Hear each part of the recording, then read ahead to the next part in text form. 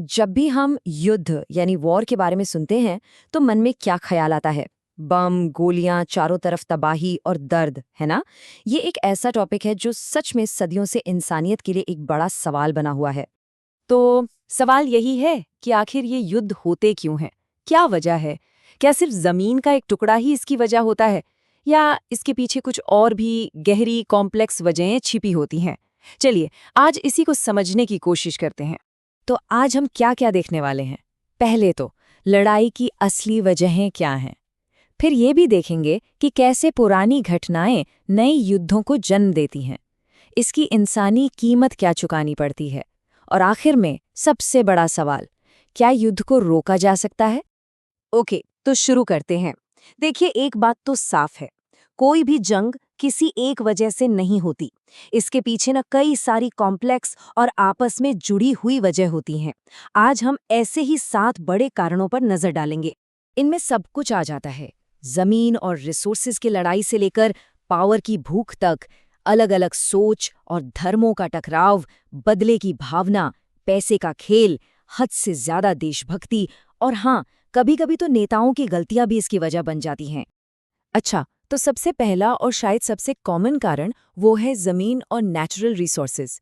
सोचिए, हर देश को आगे बढ़ने के लिए तेल, पानी, मिनरल्स ये सब चाहिए, और जब इनकी कमी होने लगती है तो बस इन्हें पाने के लिए देशों में टेंशन बढ़ जाती है। और इसका सबसे क्लासिक एग्जाम्पल है तेल। मिडल ईस्ट में जितनी भी लड़ाइयां हुई हैं, उनमें से कई के सेंटर में यही तेल रहा है। जाहिर है, तेल किसी भी देश की इकोनॉमी और आर्मी का फ्यूल है, तो जिसका तेल पर कंट्रोल, उसका दुनिया पर कंट्रोल। अब आते हैं दूसरे कारण पर, और ये है पावर और डोमिनेंस की भूख, मतलब अपनी ताकत बढ़ाने का जुनून।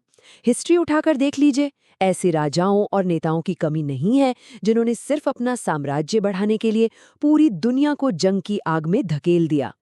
इसका सबसे बड़ा और शायद सबसे भयानक एग्जाम्पल है एडोल्फ हिटलर।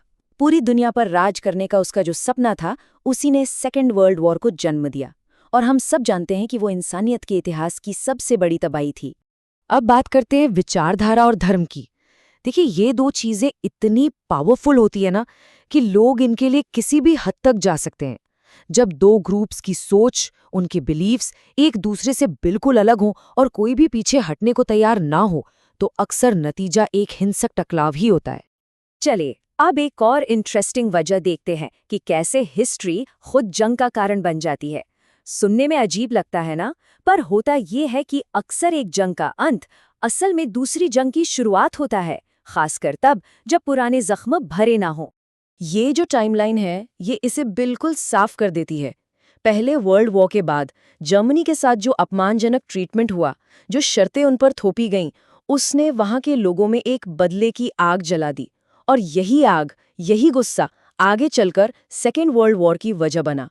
तो समझने वाली बात यह है कि बदला लेने की ये जो भावना है ना, ये हिंसा का एक ऐसा चक्कर शुरू कर देती है जो कभी खत्म ही नहीं होता। और हाँ, एक और बात, हमें ये भी नहीं भूलना चाहिए कि कभी-कभी जंग सिर्फ नेताओं की गलतियों, उनके ईगो या डिप्लोमेसी के फेल होने से भी शुरू हो जाती है। जब बातचीत के सारे रास्ते बंद हो जाते हैं और सिर्फ ताकत की नुमाइश होने लगती है, तो समझ लीजिए कि एक छोटी सी चिंगारी भी बहुत बड़ी आग लगा सकती है। तो हमने जंग की वजहों की तो बात कर ली, लेकिन अब उस पहलू पर आते हैं जो शायद सबसे ज्यादा जरूरी है, और वो है इसकी इंसानी कीमत। पॉलिटिक्स और वजहों से हटकर जंग का असली सच आखिर है क्या? और ये एक बहुत बहुत ही जरूरी बात है। असल में जंग में कोई नहीं जीतता।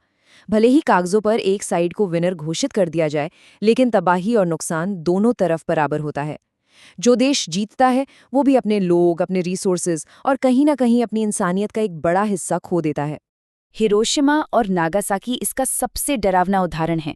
सोच कर देखिए, सिर्फ एक पल में 1 लाख से ज्यादा जानें चली गईं। पूरे के पूरे शहर राख हो गए। ये हमें हमेशा याद दिलाता है कि जंग की असली कीमत कितनी कितनी ज्यादा भयानक हो सकती है। और सबसे दुख की बात क्या है कि जंग का सबसे भारी बोझ हमेशा आम लोगों को उठाना पड़ता है।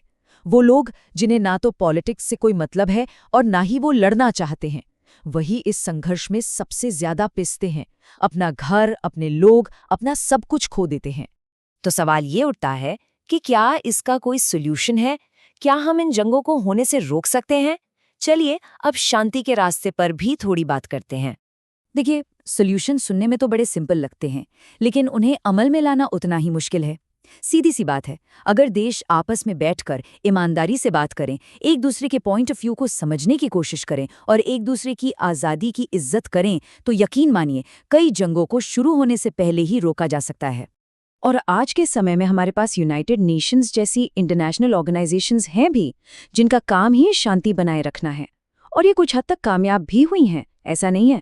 लेकिन हम सब ये भी जानते हैं कि देशों के बीच टेंशन आज भी इतनी ज्यादा है कि ये संस्थाएं भी एक लिमिट तक ही काम कर पाती हैं। तो इस पूरी बातचीत का निचोड़ क्या है? पहली बात, जंग की वजहें भले ही कितनी भी कॉम्प्लेक्स हों, नतीजा हमेशा एक ही होता है, इंसानी दर्द और तकलीफ।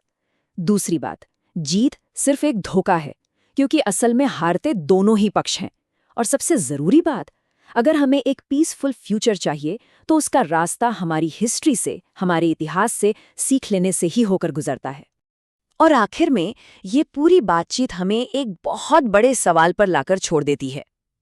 क्या हम इंसान अपनी पुरानी गलतियों से सबक लेकर एक ऐसी दुनिया बना सकते हैं जहां प्रॉब्लम्स को हथियारों से नहीं बल्कि बातचीत से सुलझाया जाए?